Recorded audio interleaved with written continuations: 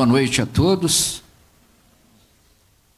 Há uma tendência no mercado, no aumento na autonomia em que os profissionais têm em gerenciar a sua própria carreira, diminuindo com isso aí a parcela de tutoria das empresas na gestão de competência desses profissionais, de seus colaboradores. Então, diante disso, como que nós vamos evitar que a nossa carreira fique à deriva e termos sucesso profissional? Sucesso é algo que nós buscamos desde cedo, mas, em geral, nós não nos esforçamos acima da média. Nós não buscamos enfrentar muitos riscos e também não planejamos a nossa carreira. Então, eu trouxe 5 reflexões-chave e 3 vetores que vão ajudar a nortear e não deixar que a nossa carreira fique à deriva. Primeira delas, você está se esforçando acima da média? O que a gente nota aqui?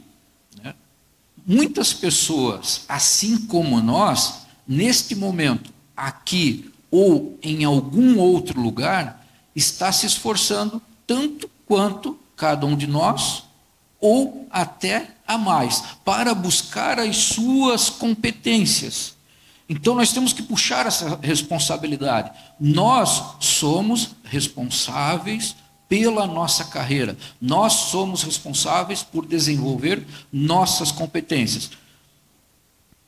E a empresa, ela sempre vai depender das nossas competências.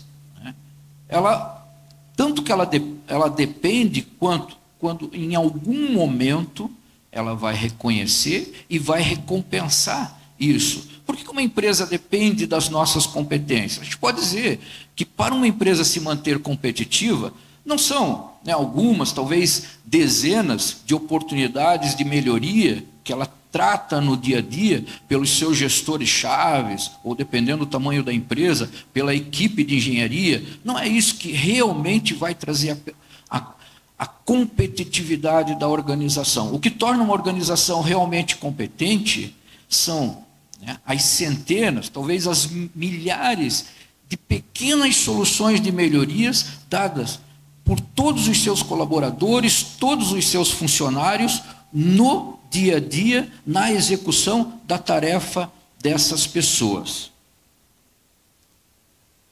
Outra questão chave é: você é um profissional competente e de alto desempenho?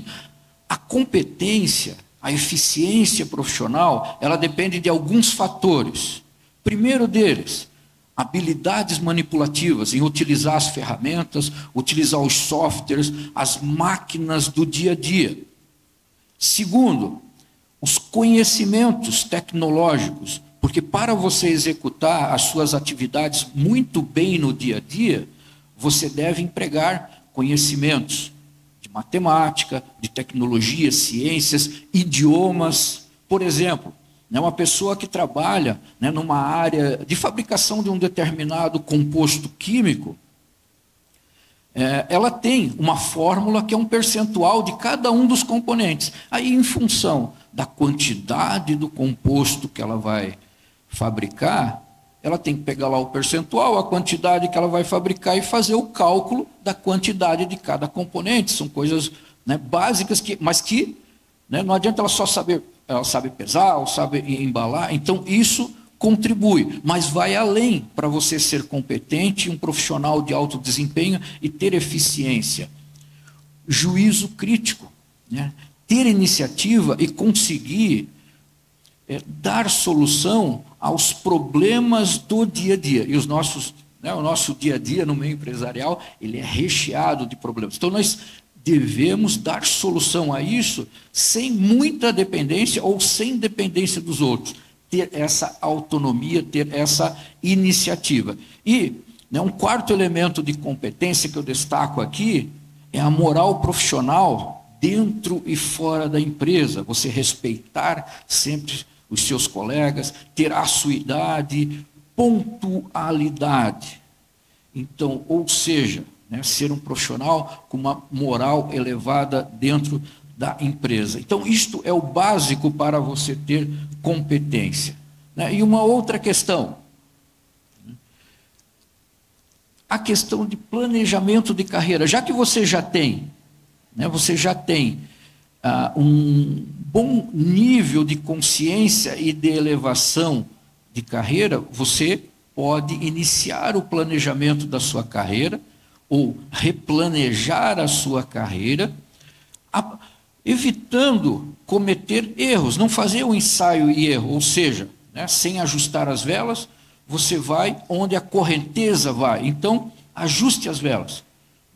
Planeje a sua carreira, aproveite as oportunidades, os desafios do dia a dia, porque no momento em que você planeja a sua carreira, você está fazendo uma verificação das competências que você tem, as competências que o mercado, né, precisa, o que você precisa em termos de competência para chegar lá, né? E no dia a dia, nós temos que ser bons, muito bons, isso é o básico, naquilo que fazemos, mas sempre estando preparado para algo a mais. Porque quando os desafios aparecerem, ou as oportunidades aparecerem, nós vamos estar preparados. São poucas as vezes na nossa vida que vão aparecer as oportunidades para você mostrar que tem condições de estar num degrau acima.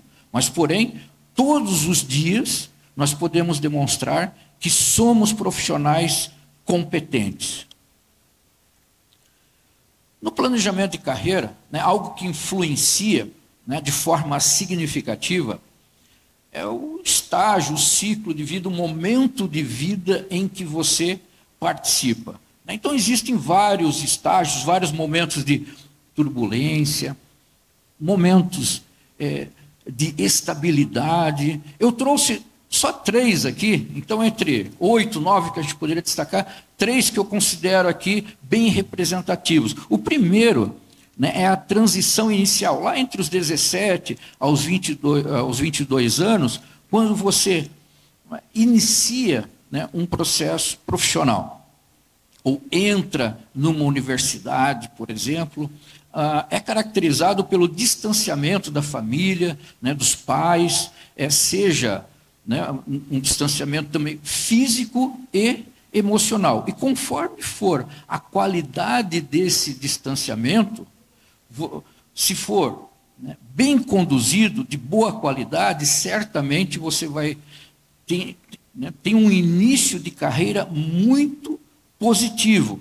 Porém, se isso não tiver uma boa qualidade nessa primeira separação, você vai ter, né, começa a ter muitos problemas de carreira já aí.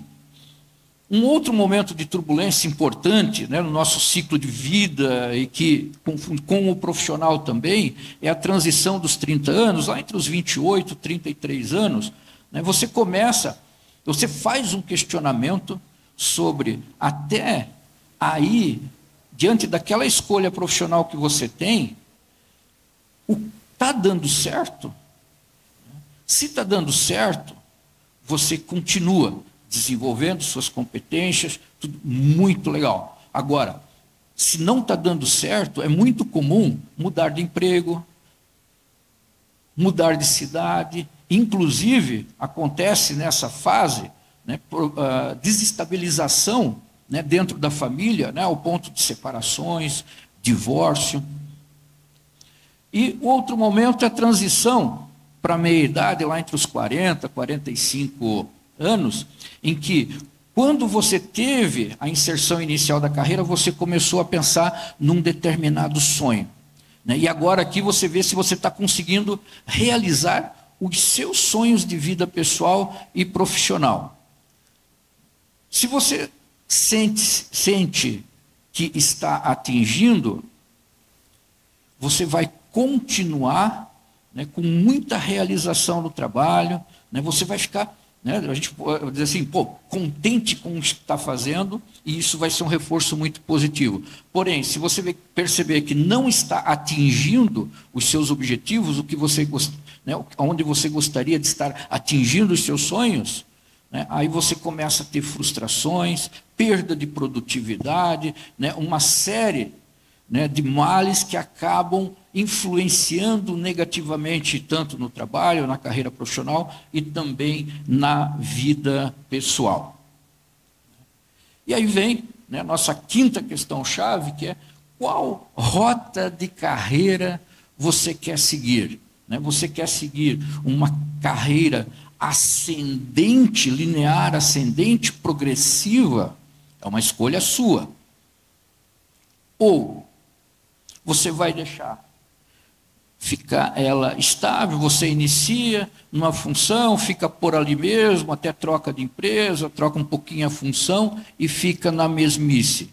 Ou, pior, você vai deixar as correntes da vida, do processo de vida, te levar para onde der. Então você vai ter altos e baixos, altos e baixos.